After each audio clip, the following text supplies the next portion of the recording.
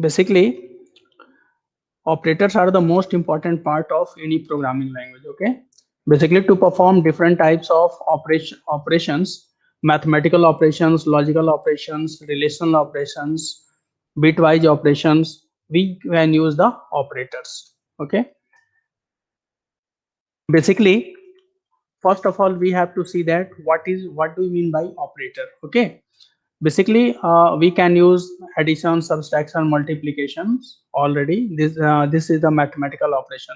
So basically an operator is just like a symbol that is used to perform any specific task.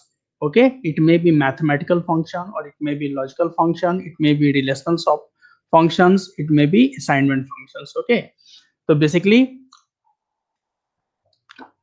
operator having, there are arithmetic operators, relational operators, logical operators, bitwise operator, assignment operation, and miscellaneous operator. Basically the categorization of the operators will be done according to the different types of functionality. Okay, just like when we discuss about the arithmetic operators, okay, it is used only for the mathematical operations. Okay, relational operators, what is the use of relational operator? It is used only the compare of two variables. Okay? Suppose we have two values a and b, and we have to check that a and which is the greater, which is the less, which is equal.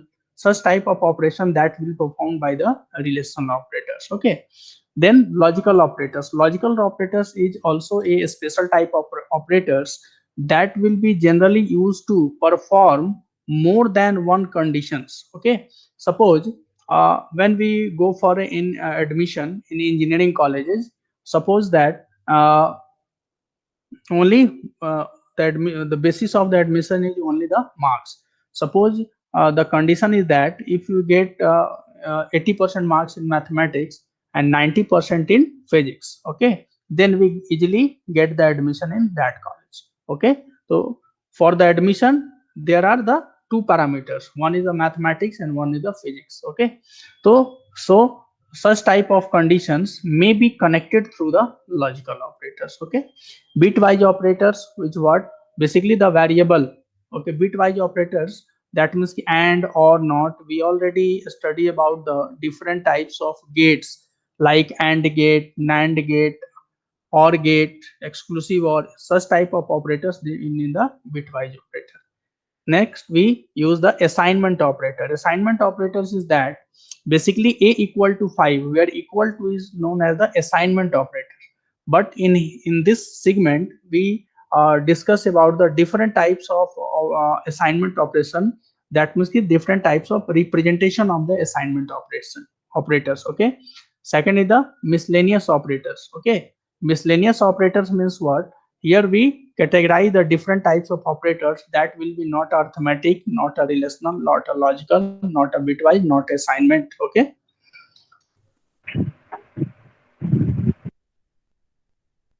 enter the value of a and b. ठीक है, दो value हमको लेना है यहाँ पे slash T. Clear है?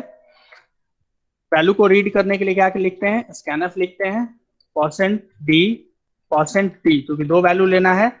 इसके बाद एम्परसेंट ए, एम्परसेंट बी। हो गया। अब हमें एडिशन करना है तो क्या लिखेंगे? C equal to A plus B. Subtraction करना है तो क्या लिखेंगे? C equal to A minus B. Multiplication करना है तो क्या लिखेंगे? C equal to A into B. Okay, next अब आपको C equal to A divided by B, और नेक्स्ट लिख रहे हैं C equal to A modulo B. Okay, अब यहाँ पे एक बार डिस्प्ले करा देते हैं print F slash N some equal to percent to d, यहाँ पे लिख देंगे सी। नेक्स्ट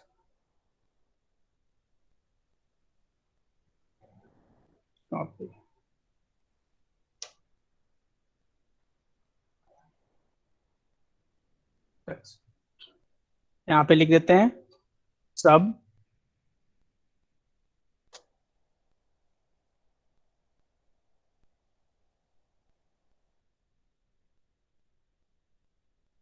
नेक्स्ट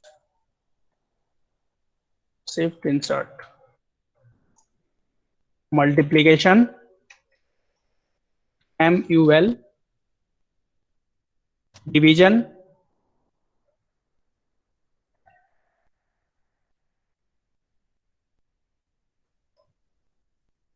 डिवीजन,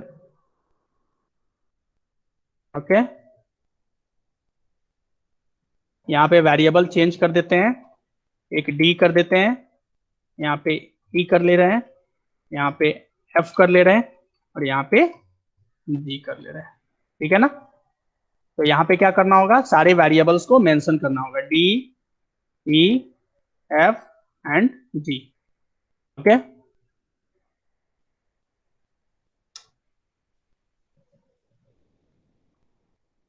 लास्ट में क्या बच गया आपका, मॉडुलो ऑपरेटर, ठीक है। बेसिकली मॉडुलो को बोलते हैं रिमाइंडर, ठीक है ना, क्या बोलते हैं, रिमाइंडर ऑपरेटर। यहाँ पे गेट ch हो गया। Now we save the file, save as arith1 करके, ओके। कंपाइल कराते हैं, हो गया। Next is the run. जब आप यहाँ देखेंगे ए और बी की वैल्यू, सपोज कीजिए कि ए की वैल्यू हमने दिया 15 और बी का वैल्यू दे दिया 10, ठीक है। अब देखिए सबसे पहला क्या आ गया, सम की वैल्यू कितनी आई 25। सब के अंदर, अच्छा कोड मैंने वही पेस्ट किया हुआ है, सर वेरिएबल चेंज नहीं किए थे, कुछ करना होगा सर। किया हुआ है, यस। तो यहाँ पे क्या होगा, सी की जगह पे एक सी था, नेक्स्ट डी, यहाँ पे हो गया ई, उसके बाद हो गया एफ, और नेक्स्ट में हो गया जी, ठीक है। फिर यहाँ से कंपाइल करेंगे और नेक्स्ट रन करा देंगे, ठीक है। सपोज कीजिए यहाँ पे लिखते हैं 15 और यहाँ कर दिया स्पेस दे करके 10, आ गया 25, डिफरेंस होगा 5, मल्टीप्लीकेशन होगा 150, डिवीजन में एक चीज ध्यान रखिए कि 15 को जब हम 10 से डिवाइड करेंगे तो ये क्या है, आपका इंटीजर डिवीजन है। तो इंटीजर डिवीजन में क्या होगा, बेसिकली अगर हम 15 को 10 से डिवाइड करेंगे और डेसिमल फॉर्मेट में लेना होगा तो उसके लिए हमें क्या लेना पड़ेगा, फ्लोट डेटा टाइप लेना होगा, ठीक है। तो अगर हम फ्लोट लेते तो उस केस में वैल्यू क्या आती है हमारी 1.5, लेकिन यहाँ पे चूंकि हमने इंटीजर लिया हुआ है तो इसीलिए यहाँ पे वैल्यू क्या आ रहा है, 1 आ रहा है, ठीक है। रिमाइंडर यहाँ पे देखिए 5 आ रहा है, रिमाइंडर 5 आएगा, मॉडुलो का मतलब होता है रिमाइंडर, ओके। तो जब हम 15 को 10 से डिवाइड करेंगे तो हमारे पास 10 वो एक बार जाएगा और रिमाइंडर हमारे पास कितना बचेगा 5, तो इसीलिए यहाँ पे रिमाइंडर क्या हो गया 5 हो गया, ठीक है। अब यहाँ पे रिमाइंडर का थोड़ा सा एक कॉन्सेप्ट आपको देखना होगा। सपोज कीजिए अब हम यहाँ पे थोड़ा सा चेंज कर देते हैं, ठीक है। फिर से एक बार कंपाइल और यहाँ से रन। पहले क्या कर देते हैं 10 कर देते हैं और नेक्स्ट में कर देते हैं 15। अब देखिए आप, सम का वैल्यू 25 एज यूजुअल, सब्सट्रैक्शन का वैल्यू हो गया -5, मल्टीप्लीकेशन सेम रहेगा। जब हम डिवाइड भी करेंगे इस केस में वैल्यू कितना आ जाएगा, 0 क्यों आएगा ये समझ लीजिए, 10 डिवाइडेड बाई 15 जब होगा तो उसका वैल्यू कितना आएगा, 0.6 करके आएगा, ठीक है। तो 0.6 यानी डेसिमल के बाद वाला वैल्यू को नेग्लेक्ट करके इंटीजर वैल्यू से क्या आ जाएगा 0। रिमाइंडर का मतलब 10 क्या होगा, यहाँ पे देखिए 10 को जब हम 15 से डिवाइड करेंगे तो डिवाइड नहीं होगा ना, तो इसीलिए वहां पे क्या आ जाएगा 10 आ जाएगा। अब इसके पीछे लॉजिक समझिए क्यों आता है, देखिए रिमाइंडर का लॉजिक आपको मेन समझना है, ठीक है। ये मैं यहाँ पे कमेंट बना के लिख भी रहा हूं। सपोज कीजिए 15 मॉडुलो 10, इसका वैल्यू कितना हो गया 5, तो इसको क्या लिख सकते हैं, 15 को 10 इंटू 1 प्लस 5 लिख सकते हैं ना। ये 5 क्या है, रिमाइंडर है, 1 क्या है, कितनी बार डिवाइड हुआ, और ये क्या हो गया, क्वोशेंट हो गया, ये 15 हो गया। इन द सेम वे अगर हम लिखेंगे यहाँ पे 10 मॉडुलो 15 इक्वल टू, तो 10 मॉडुलो 15 का वैल्यू कितना आ गया 0। तो यहाँ पे क्या लिखेंगे, देखिए 10 इक्वल टू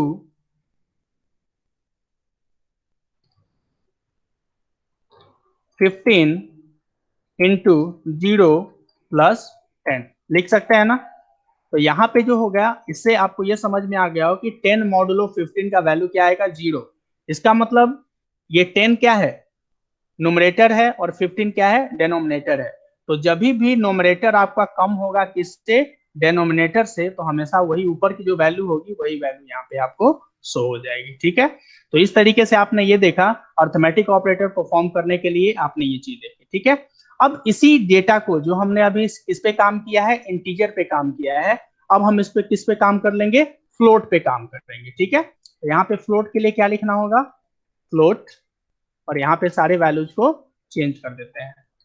फ्लोट है तो एफ होगा यहाँ पे फ्लोट एफ होगा, और यहाँ पे जो है क्या लिखेंगे, percent F, percent F, next percent F, percent F, यहाँ पे भी लिख देते हैं। यहाँ पे मेन आपको दिखाना है मुझे रिमाइंडर का, कि रिमाइंडर किस तरीके से इसमें परफॉर्म करता है। ओके, फिर यहाँ से कंपाइल कर लेते हैं।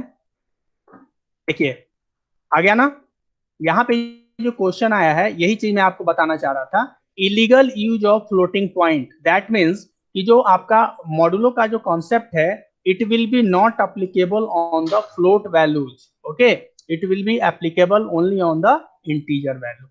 क्लियर है, अगर हम इसको एक बार सपोज कीजिए यहाँ पे लिख दे रहे हैं, it will be only applicable on integers not upon the float. Okay, समझ में आ गया। तो यहाँ पे फ्लोट देने से आपको देखा है कि सिर्फ इसके अंदर में एरर आ रहा है, तो इसको एक काम करते हैं, इसको भी एक बार कमेंट बना देते हैं। कमेंट बनाने के बाद हम एक बार इसको चेक कर लेते हैं, इसको हटा करके। ठीक है, बाकी सारा तो काम करेगा, क्योंकि सम सब्सट्रैक्शन मल्टीप्लीकेशन डिवीजन ये सारा वर्क करेगा, सिर्फ क्या काम वर्क नहीं करेगा, modulo. Okay, now compile, now run. Okay, अब सपोज कीजिए यहाँ पे वैल्यू दे देते हैं 12.5। ठीक है, और नेक्स्ट वैल्यू दे देते हैं 3.2। देखिए वैल्यू, सम का वैल्यू क्लियर है। अब यहाँ पे एक चीज आप देख रहे हो कि डेसिमल के बाद कितने प्लेस तक वैल्यू जा रहा है, 6 प्लेस तक वैल्यू जा रहा है। ठीक है, सब्सट्रैक्शन भी आ रहा है, मल्टीप्लीकेशन भी आ रहा है, और डिवीजन भी आ रहा है। ओके, तो अब अगर सपोज कीजिए कि हमको डेसिमल के बाद सिर्फ 2 वैल्यू तक ही काम करना है, डेसिमल के बाद कितने वैल्यू का काम करना है, सिर्फ 2 वैल्यू पे काम करना है। ठीक है, तो डेसिमल के बाद सिर्फ 2 वैल्यू पे काम करना है, तो क्या लिखेंगे, 0.2f, यहाँ पे क्या लिखेंगे, 0.2f, और यहाँ पे क्या लिखेंगे, 0.2f, और यहाँ पे क्या लिखेंगे, 0.2f। Okay, now compile. अब यहाँ पे फिर क्या लिखा था, 12.5 एंड 3.2 हो गया। देखिए आ गया, डेसिमल के सिर्फ 2 प्लेस तक वैल्यू पे काम कर रहा है। तो ये जो पूरा का पूरा प्रोग्राम हम लोगों ने देखा, इसके अंदर में हमने सारे मैथमेटिकल ऑपरेशंस को यूज किया है, लेकिन वो सारे मैथमेटिकल ऑपरेशंस में जैसे प्लस माइनस मल्टीप्लीकेशन डिवीजन और मॉडुलो, ये 5 है हमारे पास। ठीक है, ये पांचों जो आपके अर्थमेटिक ऑपरेटर्स है, all be implemented on the integer data. सारे इंटीजर डेटा पे एप्लीकेबल है, फ्लोट डेटा पे भी एप्लीकेबल है, लेकिन फ्लोट डेटा को कौन सिर्फ नहीं अप्लाई करेगा, वो होगा आपका मॉडुलो ऑपरेटर यानी रिमाइंडर ऑपरेटर। ये चीज आपको ध्यान रखना है, इसीलिए मैंने यहाँ पे इसको लेकर के यहाँ पे हाईलाइट कर दिया है। ठीक है ना, it will be only applicable on integers not upon the float. Okay, तो इस तरीके से आपने देखा कि these are the different types of arithmetic operators that will be generally used in the C programming, not in the C programming, but also in C++ programming, Java programming, .NET programming, Python programming also. Okay.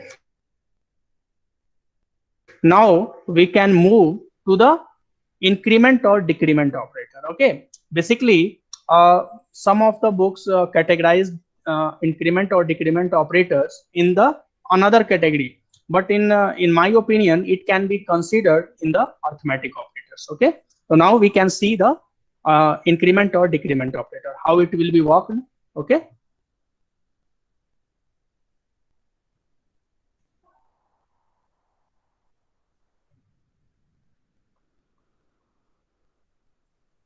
now we see the increment or decrement operators. Okay, basically, first of all, we have to see what is the increment operator and what is the decrement operator. Okay. Basically, increment operators. First, we use increment operator. Increment operator. Okay. Increment operator is generally indicated by the plus plus, and it will be in the category of the unary operator. ये किस type का operator होता है? Unary operator होता है, ठीक है, because it requires only one operand. Okay, जैसे for syntax is a plus plus. Okay, a plus plus, and we can also write and plus plus a. Okay, a plus plus and plus plus a. One plus plus increment operator is before the variable and one increment operator is after the variable. Okay, so this variable, yeah, this increment operator will be called as post increment operator. Okay, post because this increment operator will be after the increment. Okay, now pre-increment means what? Because the operator will be preceded before the variable. Okay, so basically here we can see there are two types of increment operator. First is the post increment and second is the pre-increment. Okay, basically we have to see what is the basic difference between post increment and pre-increment. Okay, suppose we write a program. Okay, int a equal to 5. Okay, clear screen. दोनों में first priority किसका रहता है? Yes, दोनों में से first priority किसका रहता है? फास्ट प्री का. फर्स्ट अभी मैं प्रायोरिटी बता किसका रहता है? पोस्ट इंक्रीमेंट का या प्री इंक्रीमेंट का? प्री का. ओके, अब देख लेते हैं यहाँ पे. देखिए कौन सा आप जैसे बोल रहे हैं ना, देखिए प्री इंक्रीमेंट और पोस्ट इंक्रीमेंट, ये बेसिकली क्या है, मैं एक सिंपल सा एग्जांपल देके बता रहा हूँ आपको. जैसे प्रीपेड और पोस्टपेड होता है ना, प्रीपेड और पोस्टपेड. तो प्रीपेड के अंदर में क्या होता है कि अगर हम सबसे पहले रिचार्ज करते हैं देन टॉक टाइम यूज करते हैं, ठीक है ना. और पोस्ट इंक्रीमेंट में क्या होता है कि पहले पूरा मंथली हमारा बिल आता है, जो दैट मीन्स कि हम सबसे पहले टॉक टाइम पहले यूज कर लेते हैं और उसके बाद हम क्या करते हैं, बिल पेमेंट करते हैं. ठीक है, सेम प्रोसेस यहाँ पे भी है. ठीक है, प्री इंक्रीमेंट में क्या होगा कि first it evaluates the first it increments the current value. जैसे यहाँ पे एग्जांपल में देख रहे हैं प्रिंट एफ. अब यहाँ पे हम लिख रहे हैं, सपोज कीजिए percent the value of a equal to %3d. ठीक है, और यहाँ पे हमने क्या लिख दिया, प्लस प्लस ए लिख दिया. ठीक है, और यहाँ पे लिख दिया गेट ch. तो यहाँ पे क्या है, प्री का मतलब क्या है, वैल्यू पहले चेंज हो जाएगा. ठीक है, प्री का मतलब पहले, दैट मीन्स कि the value of the variable will be incremented first and then it evaluate. Okay, सबसे पहले क्या होगा कि first it increments the value of the variable by 1, then it will be evaluated. इसका मतलब सबसे पहले क्या है, ए की वैल्यू 5 है और जैसे ही हम प्लस प्लस ए करेंगे, इसका मतलब क्या है कि प्री का मतलब है सबसे पहले ये वेरिएबल की वैल्यू को चेंज करेगा. ठीक है, तो जब हम इसको प्रोग्राम को रन कराएंगे तो आप इसका वैल्यू देखेंगे क्या आएगा, 6 आएगा. देखिए कंपाइल, यहाँ पे 6 आ गया. क्लियर है, the value of a equal to 6. Okay, now but if when we write the post increment, okay, but in case of the post increment, first it evaluates the current value. okay, सबसे पहले क्या करेगा, ये सबसे पहले ये current value, तो current value a की क्या है, 5 है, उसको इवेल्युएट करेगा. Then it will be incremented और डिक्रीमेंटेड बाय 1. ओके, लैंग्वेज को समझिए, यहाँ पे मैं लिख भी दे रहा हूं. नीचे में first it evaluates the current value of the variable and then it will be incremented और डिक्रीमेंटेड। अगर इंक्रीमेंट ऑपरेटर होगा तो इंक्रीमेंट करेगा और डिक्रीमेंट ऑपरेटर होगा तो डिक्रीमेंट करेगा। डिक्रीमेंटेड बाई 1। क्लियर है, समझ में आ गया ये? तो यहाँ पे जब हम इसका आउटपुट देखेंगे इसे ऑलरेडी क्लियर हो जाएगा। अल्ट सी कंपाइल और यहाँ पे रन। वैल्यू कितना आ गया 5, यानी वैल्यू पे कोई चेंज आपका नहीं हुआ। कब? जब हमने पोस्ट यूज किया, ठीक है। लेकिन जैसे ही अगर हम इसको पोस्ट यूज करने के बाद, ठीक है, फिर हम अगर ए को प्रिंट कराएंगे, print F /n a equal to %3d और यहां लिख देते हैं a, ठीक है। तो अब जो वैल्यू होगा सबसे पहले फर्स्ट लाइन में द वैल्यू ऑफ, यहाँ पे क्या है, पोस्ट है, तो पोस्ट के अंदर में सबसे पहले करंट वैल्यू इवैल्यूएट होगी, ठीक है। तो करंट वैल्यू कितनी है? 5 है, ठीक है। Current value is 5, okay.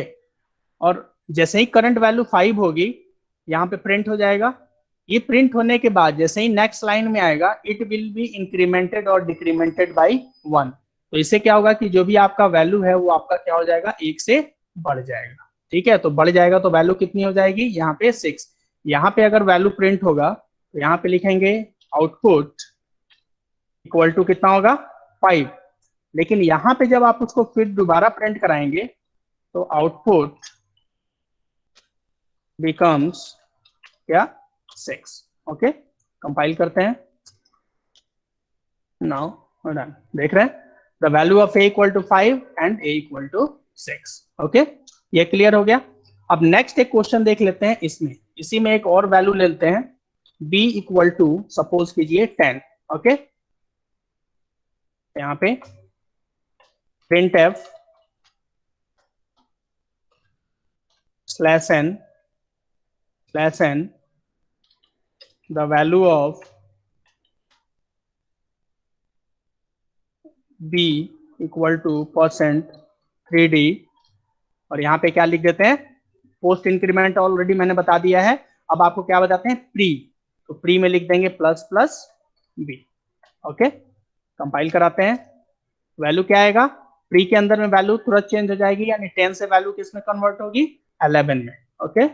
यहाँ पे रन कराते हैं, देख रहे हैं 11 आ गया ना, ठीक है। अब यहाँ पे लिखेंगे, जैसे यहाँ पे आपको बताया डिफिनीशन इसका, यहाँ पे लिखते हैं first the value of the variable will be incremented or decremented then it evaluate it, ठीक है। ये आपका हो गया प्री का, ठीक है। तो प्री के अंदर में क्या होता है, सबसे पहले जो वैल्यू होगा वो आपका इंस्टेंटली चेंज हो जाएगा। हमेशा ये चीज ध्यान रखना है कि जो वैल्यू जो चेंज होगा वो हमेशा 1 से ही होगा, ठीक है ना। अब एक चीज आपके माइंड में आ रहा होगा कि ये सिर्फ इंटीजर वैल्यू पे भी काम करता है या फ्लोट वैल्यू पे भी काम करता है, ठीक है ना। देखिए कोई भी प्रोग्रामिंग्स के अंदर में ये चीज होता है, ऐसा नहीं है कि जो चीज आपको बताया जा रहा है सिर्फ आप ये सोच रहे हैं कि सिर्फ यही चीज एग्जिस्ट करता है, नहीं। जब तक आप उसको प्रैक्टिकल करके नहीं देखेंगे, बहुत सारी ऐसी चीजें हैं जो कि प्रैक्टिकली आपको, और जैसे अभी पहले जो मैंने बताया था अरिथमेटिक ऑपरेटर्स के अंदर में, जिसके अंदर में एक यूज किया था हमने रिमाइंडर ऑपरेटर, जिसको मॉडुलो बोल रहे थे। तो वहां पे आपने देखा ना, जब प्रैक्टिकली हमने किया तो सिर्फ इंटीजर पे तो अप्लाई हो रहा था, लेकिन जब हम फ्लोट वैल्यू यूज कर रहे थे तो फ्लोट पे एप्लीकेबल नहीं हो रहा था, इवन कि वो कंपाइल टाइम में एरर शो कर रहा था। क्लियर है, दैट मीन्स कि modulo operator is not applicable for the float value, it will be only applicable for the integer value, okay. In the same way अब यहाँ पे हम जो इंक्रीमेंट डिक्रीमेंट ऑपरेटर है, एक बार हम किस पे चेक कर देंगे, फ्लोट पे। तो फ्लोट के लिए क्या करेंगे, सिंपली एक आपको वैल्यू ले लेते हैं फ्लोट, सपोज कीजिए f ले लेते हैं इसकी वैल्यू, और यहाँ पे लिखते हैं 10.5। ओके, अब इस वैल्यू को हम क्या करते हैं, एक बार इंक्रीमेंट करके चेक कर लेते हैं, ठीक है। इससे ये भी आपको क्लियर हो जाएगा ना कि इस वैल्यू को हम इंक्रीमेंट कर सकते हैं कि नहीं कर सकते हैं। सपोज करो आपसे किसी ने पूछ दिया कि इंक्रीमेंट और डिक्रीमेंट ऑपरेटर है, अगर कोई वेरिएबल है 10.5 है, उसको अगर हम इंक्रीमेंट करेंगे तो क्या वैल्यू होगा। तो आपको ऑलरेडी पहले पता होना चाहिए ना कि फ्लोट वैल्यू को ये अप्लीकेबल है कि नहीं। अगर अप्लीकेबल होगा तो आप बता सकते हैं, अगर अप्लीकेबल नहीं होगा तो आप बोलेंगे कि it will be not applicable on the float और double values. Okay, now value of f equal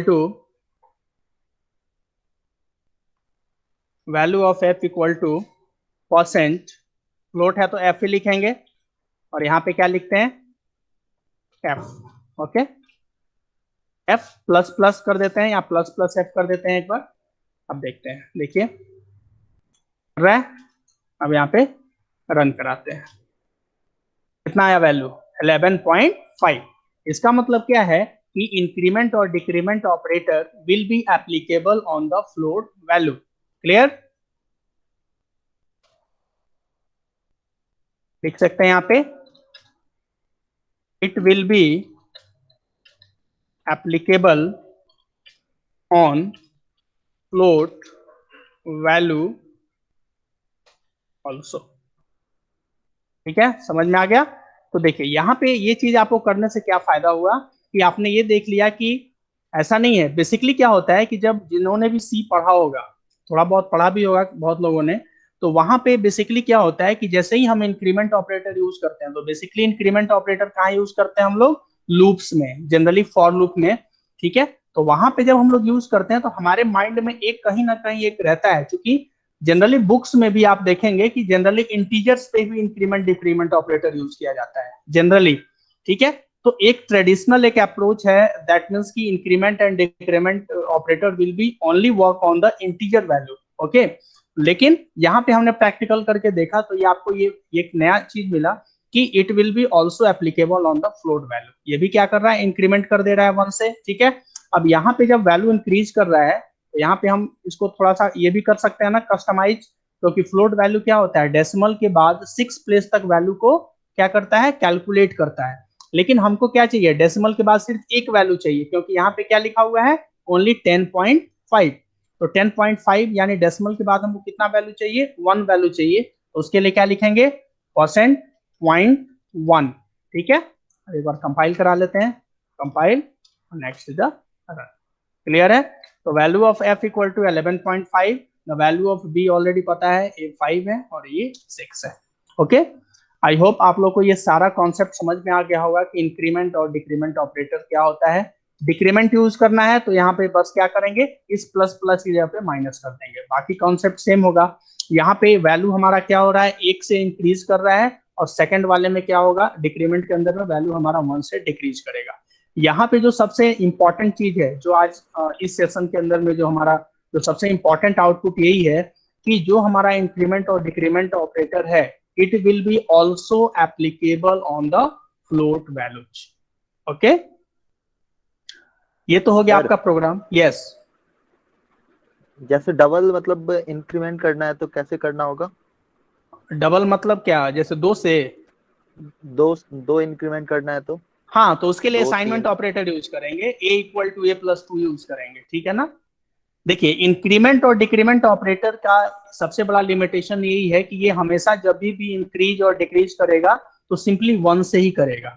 ठीक है ना, इसमें 5 6, इसीलिए तो इसको यूनरी ऑपरेटर बोलते हैं ना, क्योंकि यहाँ पे कोई कस्टमाइज आप नहीं कर सकते हैं अपने अकॉर्डिंग। जैसे जनरली होता है ना कि हम लिख देंगे a equal to a plus 2, तो 2 से इंक्रीज कर जाएगा। फिर हमने लिख दिया a equal to a plus 5, तो 5 से इंक्रीज कर जाएगा। वैसा यहाँ पे कॉन्सेप्ट नहीं है। ठीक है ना, ये प्री डिफाइंड है, यहाँ पे हम कोई कस्टमाइजेशन नहीं कर सकते हैं। जो भी आपने क्वेश्चन पूछा है उस चीज को हम लोग यूज करेंगे असाइनमेंट ऑपरेटर में। वहां पे हम आपको बताएंगे कि अगर हम जैसा भी रिक्वायरमेंट चाहें, 5 से 6 से 7 से 8 से जितना भी चाहें हम उसको इंक्रीज करा सकते हैं। ओके, तो ये आपको समझ में आ गया होगा। अब एक जो हम लोग यहाँ पे प्रोग्राम्स शेयर करेंगे जिसके अंदर में इंक्रीमेंट और डिक्रीमेंट दोनों यूज करके थोड़ा सा हम लोग आउटपुट देखेंगे। ओके, इसको एक बार सेव कर लेते हैं, फाइल सेव एज increment1। ठीक है, नेक्स्ट न्यू। अब नेक्स्ट देखते हैं हम लोग इंप्लीमेंटेशन ऑफ इंक्रीमेंट और decrement operator. Implementation of increment and decrement operators. Okay, ये इसलिए बता रहा हूं क्योंकि आपको इंक्रीमेंट और डिक्रीमेंट ऐसा भी लगेगा कि कभी कंबाइंड आ जाए। ठीक है, तो कंबाइंड आ जाए तो आपको ऐसे कंफ्यूज नहीं होना है कि दोनों साथ आ गया तो किस तरीके से वर्क करेंगे। सिंपल है एक बार, इसीलिए मैं एक प्रोग्राम आपको बता रहा हूं। ठीक है, okay. Now int a equal to 10, b equal to 5, okay, and c equal to 6। Okay, clear screen. एक और वेरिएबल ले लेते हैं यहाँ पे, कॉमा d। अब यहाँ पे देखें, यहाँ पे जो हम लोग बनाएंगे, यहाँ पे सारे को मिक्स करके एक बार चलेंगे। जैसे मान लिया d इक्वल टू हमने लिख दिया plus plus a plus c या माइनस माइनस c। ठीक है, अब इसको एक बार प्रिंट करा लेते हैं, फिर आगे बढ़ेंगे हम लोग। Print F /n d equal to % d, value क्या है d। ठीक है, गेट ch। अब आप लोग अपने मन में वैल्यू कैलकुलेट करके रखिएगा, ठीक है ना, कि क्या क्या है। सबसे पहले यहाँ पे एक कॉन्सेप्ट ध्यान देना है आपको कि एक जो है प्लस प्लस है, दोनों प्री है, तो दोनों प्री का मतलब क्या है कि वैल्यू इवेल्युएट हो जाएगी पहले ही, है ना। माइनस माइनस सी है तो सी का वैल्यू कितना हो जाएगा, 6 है तो कितना होगा 5, प्लस प्लस ए है तो 10 से वैल्यू कितना हो जाएगा 11, और 11 प्लस 5 कितना हो जाना चाहिए 16। ठीक है, यहाँ पे देखते हैं, क्लियर स्क्रीन देख। अच्छा हाँ, एक एरर यहाँ पे जो आ रहा है, क्यों आ रहा है, क्योंकि clear screen get ch print f, clear screen और गेट ch किसके किस हेडर फाइल के अंदर में है, अगर आपको देखना है तो राइट क्लिक करके देख सकते हैं। देखिए आ गया conio.h। ठीक है, अगर मान लीजिए कि printf को देखना है किस हेडर फाइल के अंदर, राइट क्लिक करेंगे, आ गया studio.h। तो यहाँ पे दैट मीन्स कि हमने क्या है, जो डायरेक्टिव जो मैंने आपको बताई थी जिसके अंदर में हम लोग हेडर फाइल को अटैच करते हैं, तो बेसिकली printf फंक्शन है, क्लियर स्क्रीन भी फंक्शन है और गेट ch भी फंक्शन है। ये तीनों फंक्शंस अलग अलग हेडर फाइल्स के अंदर में अवेलेबल हैं। तो सबसे पहले जब हम लोग कोड करते हैं तो सबसे पहले we have to declare the directives, that means कि we have to attach the header file that is associated with the functions. Okay, has include first of all stdio.h। okay, stdio.h क्यों किया है, क्योंकि printf यूज किया हुआ है। Next use करेंगे conio.h। conio.h किसके लिए यूज किया हुआ है, बेसिकली ch और क्लियर स्क्रीन के लिए। ठीक है, अब इस प्रोग्राम को एक बार सेव कर लेते हैं, सेव एज सी कंपाइल नाउ, हो रहा वैल्यू कितना आ रहा है 16। क्लियर है, तो इस तरीके से आपने देखा कि आपका वैल्यू जो है वो थोड़ा सा, इसको हो सकता है स्क्रीन देखने में प्रॉब्लम आ रहा है, मैं /t कर दे रहा हूँ एक बार, हो गया। तो d का वैल्यू कितना आ रहा है 16। क्लियर है, तो यहाँ पे आपने ये देखा कि d की वैल्यू 16 कैसे आई। ठीक है, अब नेक्स्ट यहाँ पे देखते हैं e equal to c plus plus plus plus plus b। ठीक है, c को प्लस प्लस किया है, यहाँ पे c की वैल्यू यहाँ पे कितनी हो गई थी, यहाँ पे मैं लिख भी दे रहा हूँ जिससे आपको याद हो जाए। a इक्वल टू कितना हो गया था वैल्यू, a की वैल्यू हो गई थी यहाँ पे 11। ओके, और c की वैल्यू कितनी हो गई थी 6 से वैल्यू हो गई थी हमारी 5। ये मैं इसलिए लिख रहा हूँ कि आपको थोड़ा सा माइंड में ये चीज रहे। ठीक है, और यहाँ d की वैल्यू कितनी आई थी, यहाँ पे लिख देते हैं d इक्वल टू 16। ठीक है, आप थोड़ा आपका माइंड थोड़ा डिस्टर्ब नहीं होगा, इसलिए मैं यहाँ पे वैल्यू लिख दे रहा हूँ, ठीक है ना, कि क्या कहाँ पे कौन कौन सी वैल्यू है। तो आप जनरली आउटपुट आप बता सकते हैं डायरेक्टली। प्रिंटफ, अब हम क्या करते हैं, ई को प्रिंट कराते हैं /n/n/t, और सपोज करो ई इक्वल टू %3d, ओके, और यहाँ पे वैल्यू डाल दिया ई। ठीक है, एक बार कंपाइल कराते हैं। क्या रहा है, अनडिफाइंड सिंबल ई, क्यों, क्योंकि हमने ई जो वेरिएबल है उसको डिक्लेयर नहीं किया था, ठीक है ना। तो यहाँ पे क्या कर देंगे, देखिए ये सब भी एरर बहुत इंपॉर्टेंट है। आप ये कभी मत सोचिए कि हम प्रोग्राम लिख रहे हैं तो एरर नहीं आ रहा है। तो एरर तभी नहीं आएगा जब आप कहीं से पूरा का पूरा देख करके लिख रहे हो, और स्टार्टिंग में देख करके लिखने के बाद भी बहुत सारा एरर आएगा जो कि आपको पता नहीं चलता है, ठीक है ना। तो बेसिकली क्या है कि एरर को समझने का कोशिश कीजिए। जैसे मान लीजिए कि यहाँ से मैं हटा रहा हूँ, एक बार कंपाइल कर रहे हैं, देखिए क्या कह रहा है, अनडिफाइंड सिंबल ई। जैसे ही अनडिफाइंड सिंबल ई पूछ रहा है, इसका मतलब है कि ई नाम का कोई वेरिएबल है जिसको आपने डिक्लेयर नहीं किया है। क्लियर है।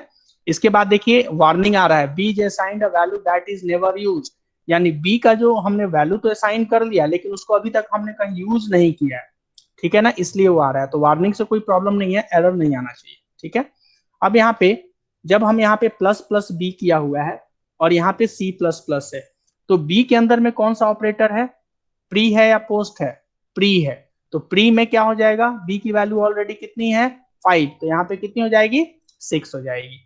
और यहाँ पे सी प्लस प्लस यानी सी की वैल्यू कितनी थी यहाँ पे 5, तो 5, तो यहाँ पे 5 होगी कि वैल्यू 6 होगी, ये ध्यान रखना है, ठीक है। अब यहाँ पे एक आउटपुट पहले रन करा लेते हैं एक बार, फिर आप लोग उसको मैच कर सकते हैं, ठीक है। कंपाइल, कितना आया वैल्यू 11। अब देखिए 11 कैसे आया है, यहाँ पे जब हम आएंगे तो what will be the value of b, तो बी की जो वैल्यू थी वो थी 5, प्री इंक्रीमेंट है तो first it evaluates the first it increments the current value, तो 5 का वैल्यू कितना हो जाएगा 6, यहीं पे 6 हो जाएगा। नेक्स्ट वैल्यू क्या है सी, सी के अंदर में क्या है, सी के अंदर में है पोस्ट इंक्रीमेंट। तो पोस्ट इंक्रीमेंट में क्या होता है, जो हमारी करंट वैल्यू है, सब दैट मींस कि it evaluates the current value of the variable, then it will be incremented and decremented by 1। तो बेसिकली क्या है, सी की वैल्यू कितनी है यहाँ पे 5, और यहाँ पे है c plus plus, that means की पोस्ट है, तो पोस्ट के अंदर में क्या होगा, सेम वही टू वही वैल्यू प्रिंट हो जाएगा। वैल्यू इंक्रीज कब करेगा, जब हम उसको नेक्स्ट लाइन में कहीं पे उसको डिस्प्ले करवाएंगे। क्लियर है। तो इसीलिए यहाँ पे सी की वैल्यू कितनी है 5 ही रह जाएगी, और इसीलिए हमारा 6 और 5 ऐड होकर कितना हो जाएगा 11। तो यहाँ पे आपको क्या दिख जाएगा, ई इक्वल टू 11। क्लियर। तो इस तरीके से आपने देखा कि अलग अलग तरीके से हम लोग इस तरीके से वैल्यू चेंज हो रहा है, ठीक है। अब नेक्स्ट एक और देख लेते हैं।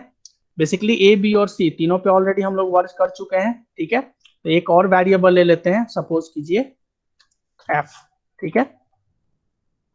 Now F equal to plus plus E plus C, ठीक है। Print F /n the value of f equal to %2d, यहाँ पे लिख सकते हैं f, ओके। अब यहाँ पे सबसे पहले हम लोग देखेंगे कि इसकी क्या क्या वैल्यू हो रही है। तो यहाँ पे फर्स्ट ऑफ ऑल आपने ये देखा कि e की वैल्यू कितनी है 11, और f के अंदर में जो हमारा एक्सप्रेशन है उसमें क्या है प्लस प्लस ई। तो प्लस प्लस ई क्या है, प्री है या पोस्ट है, प्री इंक्रीमेंट है। प्री इंक्रीमेंट का मतलब वैल्यू पहले बढ़ जाएगी। तो ई की करंट वैल्यू कितनी थी 11, 11 के बाद ई की वैल्यू कितनी हो जाएगी 12, 12 इसलिए हो जाएगी क्योंकि यहाँ पे प्री इंक्रीमेंट लगा हुआ है। नेक्स्ट लिखा हुआ है प्लस सी, तो यहाँ पे जब सी प्लस प्लस किया था हमने इसके प्रीवियस स्टेटमेंट में, तो सी की करंट वैल्यू थी उस समय 5, लेकिन यहाँ पे चूंकि पोस्ट था इसीलिए वो करंट वैल्यू तो इवेल्युएट हो गई, लेकिन करंट वैल्यू इवेल्युएट होने के बाद जब नेक्स्ट लाइन में जाएगा तब उसकी वैल्यू इंक्रीज कर जाएगी, ठीक है। तो यहाँ पे हम सी यूज कर पा रहे हैं ना, तो सी की वैल्यू तो करंट वैल्यू कितनी थी 5, लेकिन जैसे ही वो नेक्स्ट लाइन में जाएगा सी की वैल्यू कितनी हो जाएगी अब 6, तो यहाँ पे हो जाएगा सी इक्वल टू 6। ओके, तो अब जब हम लोग प्रोग्राम रन करेंगे तो expected output will be 18। Okay, आ गया, f इक्वल टू 18, थोड़ा सा सेंटर में कर दे रहे हैं इसको, स्लैश t। देख लिया आपने, तो यहाँ पे d की वैल्यू 16 आ गई, e की वैल्यू 11 आ गई और f की वैल्यू 18 आ गई। ठीक है, तो इस तरीके से आपने यहाँ पे जो बेसिकली जो हम लोगों ने प्रोग्राम किया है, इसके अंदर में it is the basically the implementation of increment and decrement operator. यहाँ पे आपने देखा कि दोनों ऑपरेटर्स अगर साथ में आ रहे हैं तो किस तरीके से उसका वर्क हो जाएगा। ठीक है, इसके अलावा ये भी देखा कि किस तरीके से वैल्यू वो इंक्रीज कर रहा है, फर्स्ट लाइन में सेम वैल्यू आ रहा है, नेक्स्ट लाइन में अलग आ रहा है। तो यहाँ पे आपने ये समझ में आ गया होगा आपको कि what is the basic difference between post increment और प्री इंक्रीमेंट। फिर से एक बार ध्यान से सुन लीजिए, प्री इंक्रीमेंट के अंदर में जो होगा वैल्यू, वो सबसे पहले वैल्यू इंक्रीज कर जाएगा। इंक्रीज का मतलब कितना, 1 से इंक्रीज करेगा। जब भी इंक्रीमेंट और डिक्रीमेंट ऑपरेटर की बात करेंगे, दैट मीन्स कि हमेशा जो इंक्रीमेंट और डिक्रीमेंट होगा वो सिर्फ 1 से ही होगा, 1 के अलावा किसी से ही नहीं होगा। समझ में आया? ठीक है, दूसरी चीज जो हमारा आउटकम आया इसके अंदर में, कि ऐसा नहीं है कि हम इंक्रीमेंट ऑपरेटर के साथ डिक्रीमेंट ऑपरेटर यूज नहीं कर सकते हैं। हम इंक्रीमेंट और डिक्रीमेंट ऑपरेटर दोनों यूज कर सकते हैं साथ में, एक ही मैथमेटिकल एक्सप्रेशन के अंदर में। ठीक है, तीसरा जो हमारा आउटकम ये आया कि इंक्रीमेंट और decrement operator will be not only implemented on the integer value but also it will be applicable on the float value। Okay, तो बेसिकली आपने अभी तक ये देखा, अर्थमेटिक ऑपरेटर्स क्लियर हो गया। अर्थमेटिक ऑपरेटर्स के अंदर में प्लस माइनस मल्टीप्लीकेशन ये तो कॉमन है। मेन आपने देखा डिवाइड एंड मॉडुलो। ओके, इसके बाद आपको मैंने बताया इंक्रीमेंट और डिक्रीमेंट ऑपरेटर, जिसके अंदर में आपने ये देखा कि किस तरीके से इसका यूज कर सकते हैं। ठीक है, और किस किस तरीके से इसको हम लोग आगे यूज करेंगे। और यहाँ पे बेसिकली हम बता दें आपको, इंक्रीमेंट और डिक्रीमेंट ऑपरेटर अभी आपको अगर समझ में आ गया, ठीक है, समझ में आ भी गया होगा जहां तक मुझे लग रहा है। ठीक है, लेकिन इसका ज्यादा यूज जो है हम लोग फॉर लूप में करेंगे, क्योंकि फॉर लूप के सिंटेक्स में ही एक इंक्रीमेंट डिक्रीमेंट का ऑप्शन आता है। ओके, अब हम लोग आते हैं नेक्स्ट पे, स्लाइड्स पे। ओके,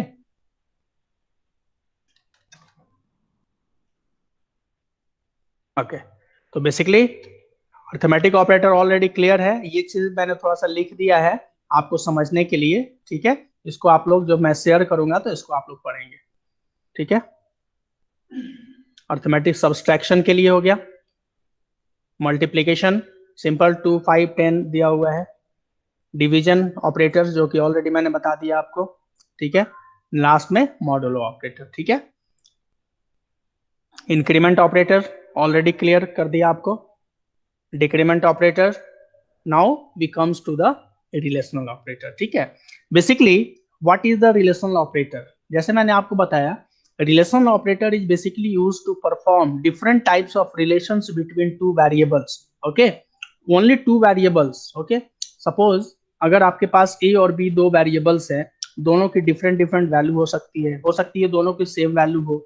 तो अगर हमको चेक करना है, हमें चेक करना है कि ए और बी का वैल्यू के बीच में रिलेशन क्या है, इक्वल इक्वल। इक्वल इक्वल्स का मतलब ये हो गया कि we have to check they are equal और नॉट। ओके, नॉट इक्वल्स का मतलब क्या है कि ए और बी की वैल्यू बराबर नहीं है।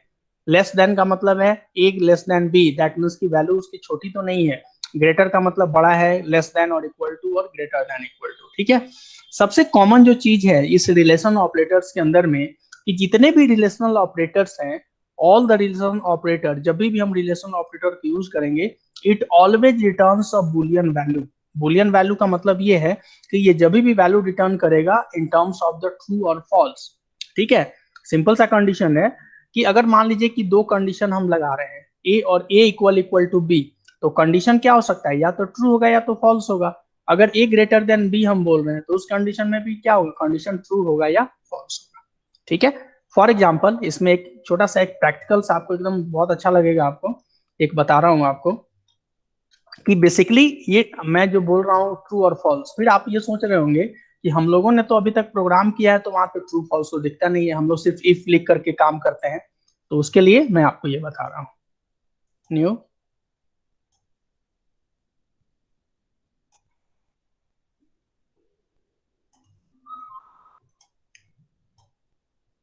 यहाँ पे stdio डॉट एच। ठीक है, सपोज कीजिए इंट, दो वैल्यू इनपुट करा लेते हैं, सबसे अच्छा रहेगा, इंट ए बी और एक ले लेते हैं सी। ठीक है, यहाँ पे करते हैं क्लियर स्क्रीन, यहाँ पे लिख दिया प्रिंट एफ, दो वैल्यू इनपुट कराना होगा तो क्या लिखेंगे, slash n enter two values, दो वैल्यू इनपुट कराना है आपको, स्लैश टी। हो गया, फिर दो वैल्यू को रीड कराएंगे, क्या लिखेंगे, स्कैनफ, दोनों इंटीजर है तो percent D reference of A reference of B. हो गया, अब यहाँ पे सपोज कीजिए लिखेंगे C equal to A greater than B. Okay, print F slash N the value of C equal percent D और यहाँ पे लिख दिया सी।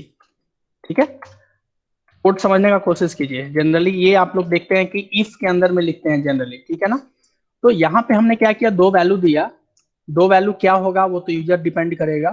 फिर हमने कंडीशन चेक किया C equal to A greater than B, यानी अगर ये कंडीशन ट्रू होगा तो सी की वैल्यू क्या होगी, अगर ये कंडीशन फॉल्स होगा तो सी की वैल्यू क्या होगी। ये आप भी सोच रहे होंगे क्या होगा वैल्यू। ठीक है, तो यहाँ पे इसको एक बार कंपाइल कराते हैं, और नेक्स्ट हो गया रन। ठीक है, अब सपोज कीजिए पहली वैल्यू हम दे देते हैं 12 और दूसरी वैल्यू दे देते हैं 10। ओके, तो ए की वैल्यू कितनी हो गई 12 और बी की वैल्यू हो गई 10। प्रोग्राम जब रन करा रहे हैं तो वैल्यू हमारा कितना आ रहा है 1। क्लियर, अब आप ये सोच रहे होंगे कि यहाँ पे 1 क्यों आ रहा है। ओके, बेसिकली जो बुलियन वैल्यू होता है, true indicates 1, false indicates 0। Okay, यहाँ पे मैं लिख दे रहा हूं, all the relational operators returns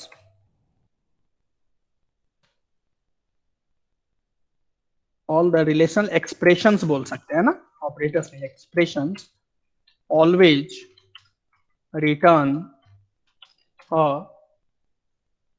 boolean value। ठीक है, बुलियन वैल्यू का मतलब क्या है, 1 किसके लिए आएगा, जब कंडीशन ट्रू होगा, और 0 कब आएगा, जब कंडीशन फॉल्स होगा।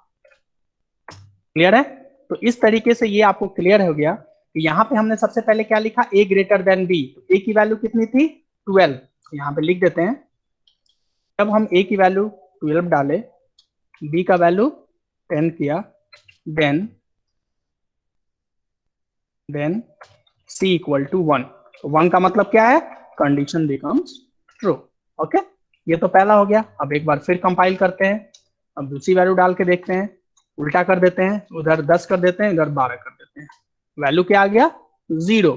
0 का मतलब क्या हो गया, दैट मींस फॉल्स। क्लियर है ना।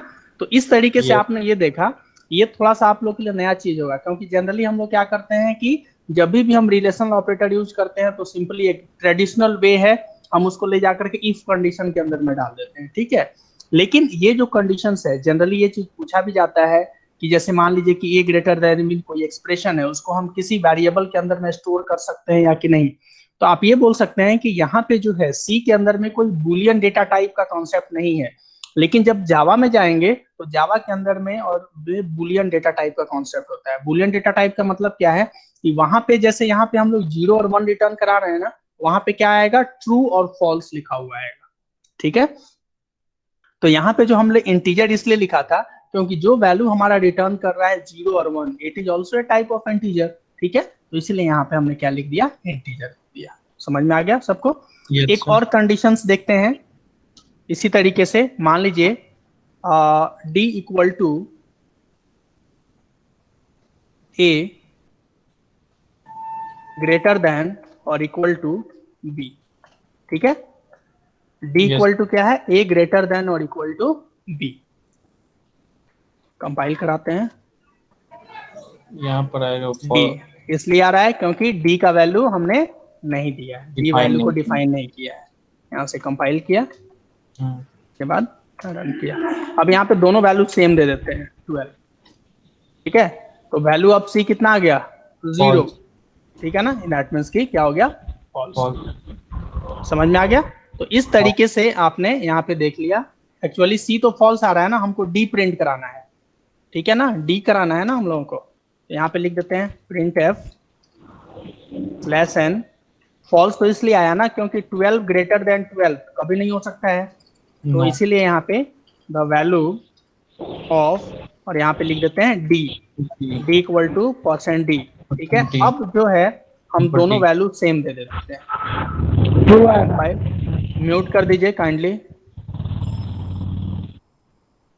अल्ट सी, कंपाइल, यहाँ से हो गया रन, ठीक है। अब दोनों वैल्यू सेम कर देते हैं। देखिए पहले वाले में क्या आया 0, देखिए यहाँ पे इसमें क्या आउटपुट आया आपका c इक्वल टू 0, लेकिन यहाँ पे जो हमारा आउटपुट आया वो क्या आ गया d इक्वल टू 1। क्लियर है, समझ में आ गया ना।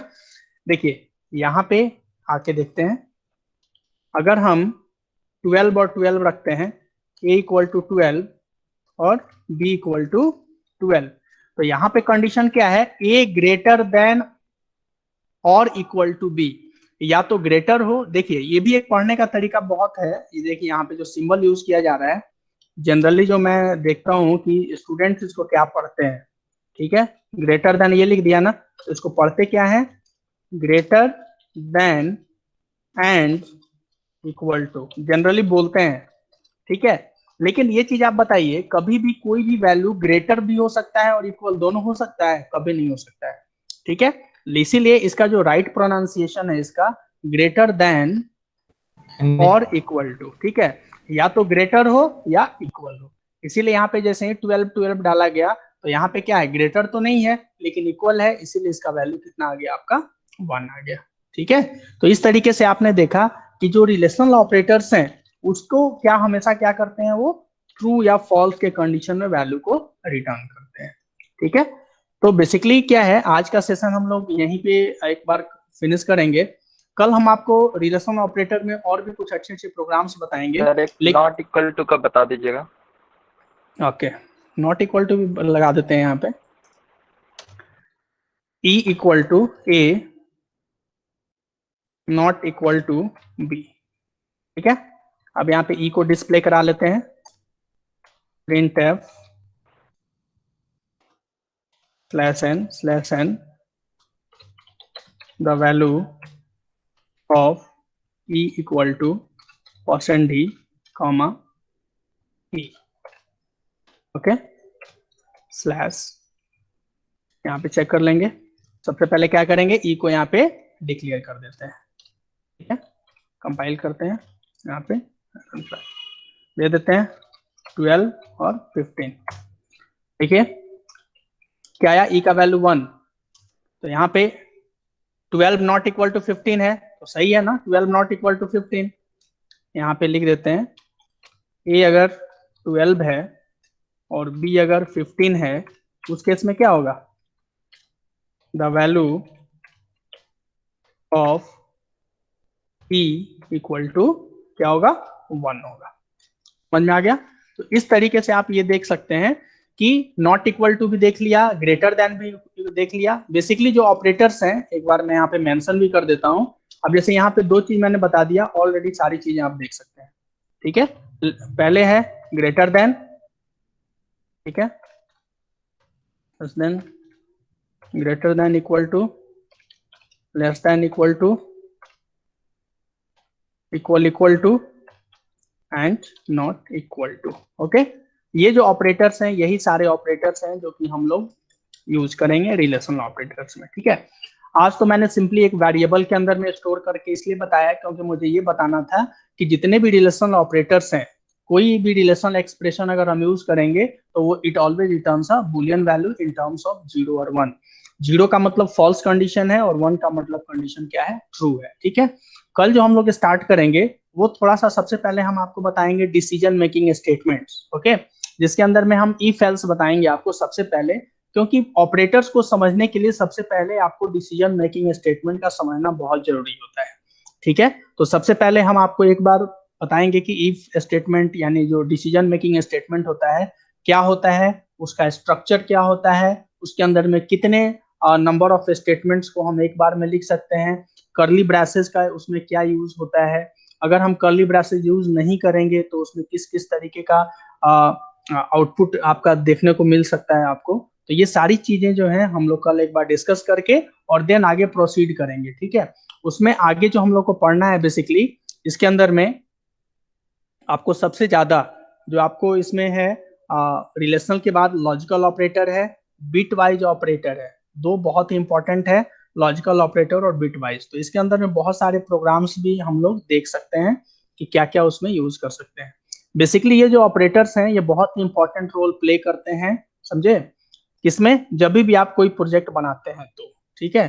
तो प्रोजेक्ट बनाने के लिए आपको सबसे पहले ऑपरेटर्स, क्योंकि जब भी हम लोग प्रोजेक्ट बनाते हैं, ठीक है, तो उस प्रोजेक्ट के अंदर में बेसिकली क्या होता है कि बहुत सारे ऑपरेटर्स को यूज करते हैं, ठीक है। और वो जो ऑपरेटर्स का वर्क होता है वो आपका क्या होता है, डिपेंड करता है आपकी रिक्वायरमेंट पे, कहाँ पे आपको रिलेशनल ऑपरेटर यूज करना है, कहाँ पे आपको लॉजिकल ऑपरेटर यूज करना है, ठीक है, कहाँ पे बिट वाइज ऑपरेटर यूज करना है, कहाँ पे शिफ्ट ऑपरेटर यूज करना है। ये सारी चीजें आपको तभी पता होंगी जब आपको प्रैक्टिकली उस चीज का कॉन्सेप्ट होगा, ठीक है ना। तो इसीलिए यहाँ पे जो कल जो हम लोग स्टार्ट करेंगे सबसे पहले वो होगा आपका decision making statement. Okay, any doubt from your side?